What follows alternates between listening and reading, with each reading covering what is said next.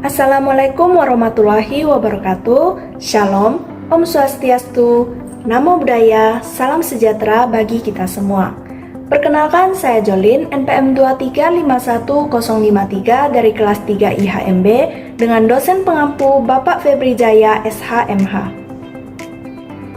Pada video kali ini, saya akan menjelaskan langkah-langkah atau prosedur pendaftaran perkara perdata di Pengadilan Negeri Batam, mulai dari persiapan dokumen, pendaftaran, hingga tahapan-tahapan yang harus dilalui sampai pada putusan hakim. Proses ini penting untuk dipahami, terutama bagi masyarakat yang ingin mendapatkan hak-haknya melalui jalur hukum. Mari bersama-sama kita simak video ini. Semoga dengan video ini dapat memberikan manfaat dan juga wawasan yang baru bagi kita semua. Nah, langkah pertama yang sangat penting adalah mempersiapkan dokumen-dokumen yang dibutuhkan untuk mendaftarkan perkara kita ke pengadilan. Apa saja dokumen-dokumen yang perlu kita siapkan? Yang pertama adalah surat gugatan.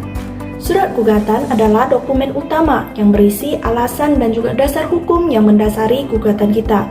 Surat ini harus memuat identitas penggugat, tergugat, objek sengketa, serta alasan dan bukti yang mendukung klaim kita. Nah, surat gugatan ini dapat kita buat sendiri ataupun dengan bantuan pengacara. Kemudian yang kedua adalah fotokopi identitas diri penggugat.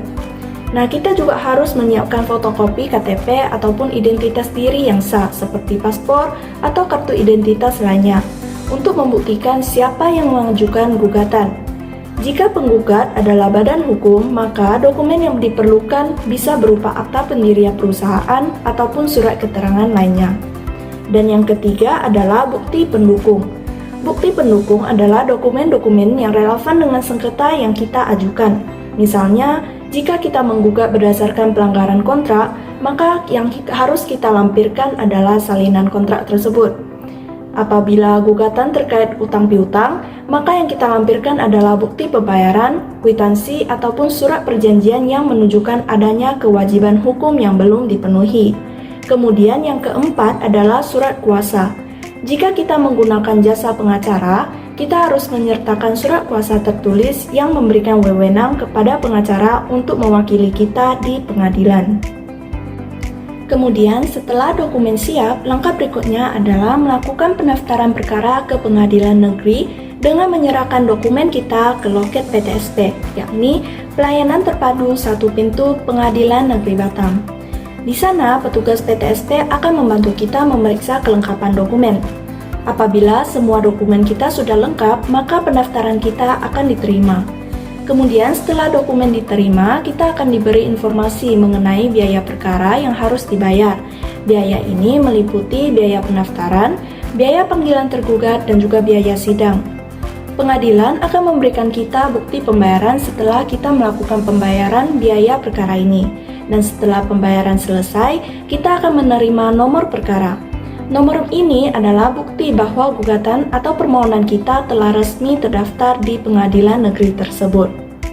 Selanjutnya, setelah perkara kita terdaftar, pengadilan akan mengarahkan kita untuk menjalani mediasi. Nah, teman-teman, sebelum sidang pertama, perkara perdata itu diwajibkan untuk melalui proses mediasi sesuai dengan peraturan Mahkamah Agung nomor 1 tahun 2016. Mediasi adalah proses untuk mencoba menyelesaikan sengketa secara damai tanpa melalui proses sidang yang panjang. Nah, di mana hakim akan menunjuk seorang mediator untuk memfasilitasi proses mediasi. Kedua belah pihak akan dipertemukan untuk berdiskusi dan mencari solusi bersama.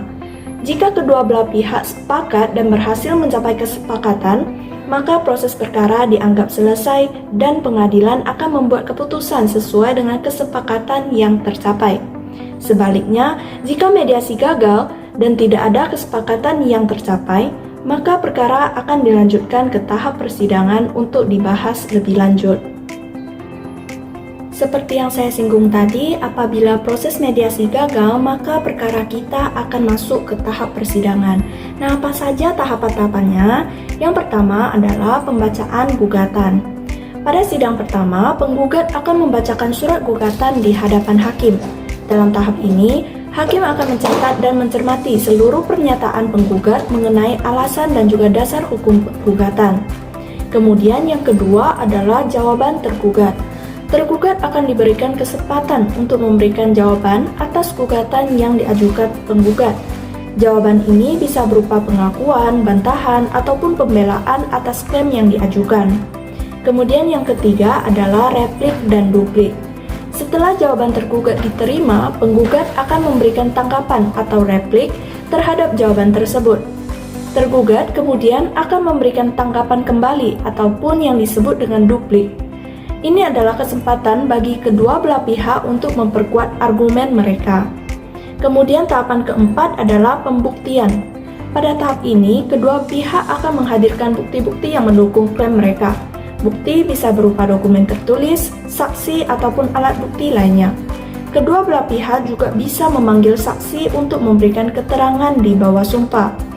Dan tahap kelima adalah kesimpulan. Setelah seluruh proses pembuktian, masing-masing pihak akan memberikan kesimpulan ataupun rangkuman mengenai apa yang telah disampaikan selama persidangan. Kesimpulan ini digunakan untuk memperjelas posisi hukum masing-masing pihak di hadapan hakim. Setelah seluruh tahapan persidangan selesai, maka hakim akan memutuskan perkara. Tahap ini adalah putusan hakim, di mana hakim akan mengambil keputusan berdasarkan bukti dan argumen yang telah disampaikan selama persidangan. Hakim akan membacakan putusannya di ruang sidang yang terbuka untuk umum. Nah, putusan ini bisa berupa salah satu dari beberapa keputusan seperti menerima gugatan penggugat, menolak gugatan, ataupun keputusan lain yang relevan dengan perkara. Jika salah satu pihak menang, maka pihak yang kalah harus melaksanakan putusan tersebut. Apabila pihak yang kalah tidak memenuhi putusan tersebut, maka pihak yang menang dapat meminta pengadilan untuk mengeksekusi putusan. Kemudian, apabila salah satu pihak merasa tidak puas dengan putusan yang dibacakan, mereka bisa mengajukan banding ke pengadilan tinggi dengan catatan permohonan banding harus dilakukan dalam waktu 14 hari setelah putusan dibacakan. Nah, demikianlah prosedur lengkap untuk mengajukan perkara perdata ke pengadilan, mulai dari persiapan dokumen, pendaftaran perkara, mediasi, hingga persidangan dan putusan. Nah, setiap tahapan ini memiliki peran penting dalam penyelesaian sengketa. Jika kita merasa kesulitan dalam proses ini, kita bisa mencari bantuan pengacara yang berkompeten untuk membimbing kita. Terima kasih telah menyaksikan video ini, semoga video ini bermanfaat ya. Sampai jumpa di video selanjutnya.